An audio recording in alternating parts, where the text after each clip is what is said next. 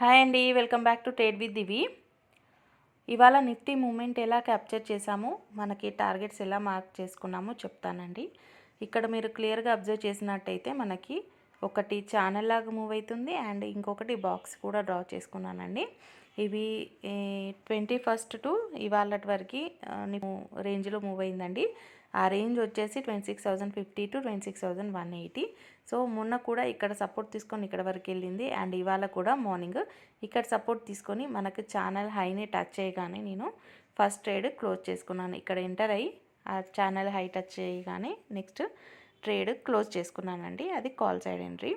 And next వచ్చేసి put side entry ఒకటి నేను మార్నింగ్ నుండి అబ్జర్వ్ చేస్తున్నానండి. ఈ బాక్స్ రేంజ్లో మూవ్ అయింది, బట్ మనకి ఇక్కడ ఇది ఫస్ట్ టైం, ఇది సెకండ్ టైం, ఇది థర్డ్ టైం అండ్ ఇది ఫోర్త్ టైం బ్రేక్అవుట్ అయిపోయిందండి. థర్డ్ టైం టచ్ అవ్వగానే నేను 2 సైడ్స్ అబ్జర్వ్ చేస్తున్నాను, call side and put side. ఎందుకంటే కాల్ సైడ్ సపోర్ట్ తీసుకొని మనకి ఇక్కడ వరకు వచ్చే ఛాన్స్ కూడా ఉంది. సో 2 ప్రీమియమ్స్ ఓపెన్ చేసుకొని చూసుకున్నాను, బట్ మనకి ఇక్కడ బ్రేక్అవుట్ అవ్వగానే మంచి ప్రీమియం అయితే ఇంక్రీజ్ అయిపోయింది. బట్ నేను ఇక్కడ ఎంటర్ అయ్యానండి. ఈ క్యాండిల్లో ఎంటర్ అవ్వగానే మళ్ళీ నాకు స్టాప్ లాస్ సెట్ అయింది.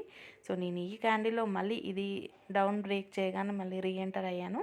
అండ్ నా టార్గెట్ వచ్చేసి యాక్చువల్గా 25,935 అండి. మన అనాలిసిస్ వీడియోలో కూడా చెప్పాను. 25,909 వరకు వచ్చి ఇప్పుడైతే హ్యామర్ క్యాండిల్ లాగా ఫామ్ అయిందండి. ఇది రేపు కనుక మార్కెట్ గ్యాప్ డౌన్ అయ్యేది ఉంటే మంచి ప్రీమియమ్స్ అయితే ఇంక్రీజ్ అవుతాయి. లేదు ఇక్కడ సపోర్ట్ తీసుకొని మళ్ళీ ఛానల్ హై వరకు వస్తుందా లేదా చూడొచ్చు.